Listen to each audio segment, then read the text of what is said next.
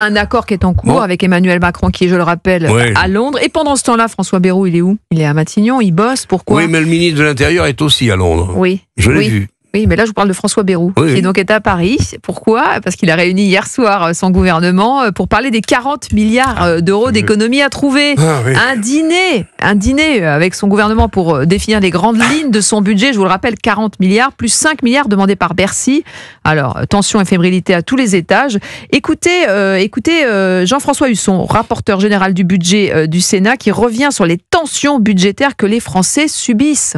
De 30 à 50 milliards d'euros. D'abord, c'est un travail qui va au-delà de la majorité historique. C'est ce qu'on va appeler le socle commun au Sénat. C'est près de 250 sénatrices et sénateurs. On a travaillé pendant près de 2 mois. Travail prioritaire sur la baisse des dépenses publiques. C'est une contribution que l'on a livrée lundi avec le président du Sénat, Gérard Larcher, Elisabeth Doineau, rapporteur de la Commission des Affaires sociales, et Philippe Mouillet, également président de cette commission, pour proposer des pistes de solutions. Les Français, ils n'en peuvent plus, un certain nombre, de considérer qu'on leur demande plus d'impôts, plus de taxes. La créativité fiscale est sans borne, sans limite. Redresser les comptes, nos comptes publics, parce que c'est les comptes de tous les Français. Voilà, et un effort va être demandé à tous les Français, Victor Ayrault.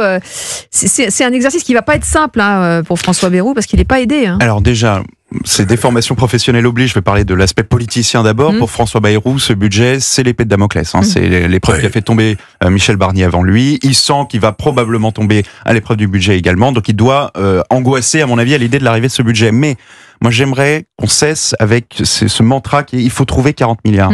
C'est complètement faux.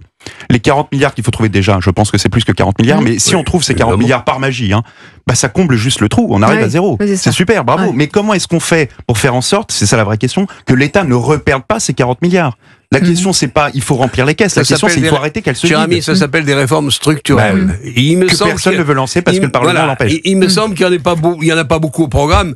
Moi, je suis d'une naïveté confondante. J'attends le 15 juillet, c'est ça, je dis pas de bêtises, le 15 juillet, le lendemain du 14, nous allons fêter nos succès et nous allons regarder les troupes défiler sur les Champs-Élysées. Le lendemain, c'est la soupe à la grimace. J'espère. Alors c'est les grandes lignes, on va le rappeler. Alors il est probable d'ailleurs qu'il ne dévoile pas complètement son jeu. Oui, la moitié. Donc on n'est pas sorti de l'auberge. En renvoyant finalement la responsabilité au Parlement. Justement, ce qui est plutôt malin. Et il n'a pas totalement tort. J'espère qu'il va avoir le courage, et tant pis s'il tombe, mais j'espère qu'il ne va pas uniquement avoir comme obsession de durer le plus longtemps possible. Il faut qu'il mette les sénateurs et les députés face à leurs responsabilités. Face à leurs responsabilités. Pour une fois nationale, le pays est dans une situation plus que préoccupante. Il faut commencer structurellement à faire des économies. J'espère qu'elles seront dans le prochain budget, qui aura, comme le souhaite Bercy d'ailleurs, ils ont raison, de mettre plutôt 45-50 milliards que 40. Ça va à peine suffire. Il faudra recommencer sur le budget 2027. Donc je veux dire, on est dans une mouise lourde, et c'est une épaisse et confondante. Donc il va falloir... Est-ce qu'on va être capable de s'en sortir ou est-ce qu'il faudra faire confiance à d'autres venus de l'extérieur? Ça s'appelle le Fonds monétaire international. Et c'est une idée avancée par Marc Fesneau, l'ancien ministre de l'Agriculture, qui est donc le président des députés Modem à l'Assemblée. Cette idée de ne pas tout dévoiler, de dire en gros, nous on est capable de faire 20-25 milliards d'euros et maintenant, allez, débrouillez-vous les amis, faites des propositions pour éviter de tomber, là encore. Là on est effectivement dans de la stratégie politicienne. Faut se mettre dans leur basket. Pas facile. Faut se mettre dans leur basket. C'est effectivement pas facile. Bon, eux, ils jouent leur carrière à ce moment-là. Ils jouent leur vie. Ils jouent leur survie dans le gouvernement. Donc, ils sont obligés de faire ça maintenant. Ils ont pas totalement tort. Faut pas non plus accabler que le gouvernement. Le Parlement est totalement irresponsable. En fait, chaque bloc politique considère qu'il est responsable de faire l'inverse de ce que fait le bloc d'à côté.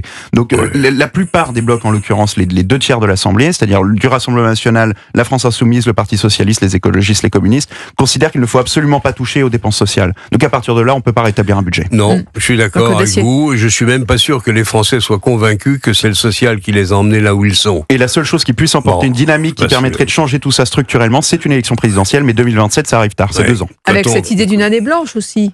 Mais l'année blanche, d'abord, elle sera peut-être pas pour tous et tout le monde. Et en plus de ça, l'année blanche, ne sera pas gratuite pour un certain un nombre qui verront évidemment leurs impôts d'une manière ou d'une autre, qu'on appelle ça comme on veut, niche fiscale ou retraite, changer sensiblement. Et donc, au total, bon, mais je suis même pas sûr que les Français soient totalement prêts à faire cet effort. Mais déjà, ils sont pas convaincus. Vous avez vu la cote de popularité de François Bayrou s'effondre complètement. Ils peuvent reprocher à leurs hommes politiques de n'avoir rien fait depuis 40 ou 50 ans. C'est parfaitement vrai. Pourquoi ils sont pas convaincus ? Le manque de courage a régné en maître dans toute cette classe politique depuis des décennies. Là, aujourd'hui, il faut que les Français se convainquent, mais nous les premiers, que si on ne consent pas aux efforts nécessaires, c'est-à-dire faisant des économies et acceptant que le système actuel soit profondément modifié dans les 5 ans qui viennent, si on n'est pas prêt à accepter ces réformes, si on n'est pas prêt à faire des efforts, à travailler davantage. C'est accepter une hausse d'impôts encore ? Jean-Claude, vous parlez à la population française dont 50% ne paient même pas d'impôts sur le revenu. C'est bien Donc vrai. Ils ne comprennent pas ce que c'est que d'être ponctionné pour faire vivre un État obèse qui dépense à tout va. Ils ne savent pas ce que c'est que ça. Donc vous avez déjà perdu 50% de la population dans le combat. Ils paient la TVA, mais ça va pas suffire. Et le reste, il y en a aussi une partie qui vit grâce aux aides. Et donc qui n'ont pas envie que les aides soient coupées. Cher ami, il y en a qui n'ont jamais travaillé. Mais je suis bien d'accord. Il y a des Français qui n'ont jamais travaillé et ils ne voteront pas pour les efforts parce qu'ils trouvent que finalement c'est pas si mal. Ils sont majoritaires. Travaillent un peu au noir et puis ils touchent des allocations dans tous les sens. Bon, si on fait pas la révolution du social et si on fait pas les efforts nécessaires, on n'y arrivera difficilement.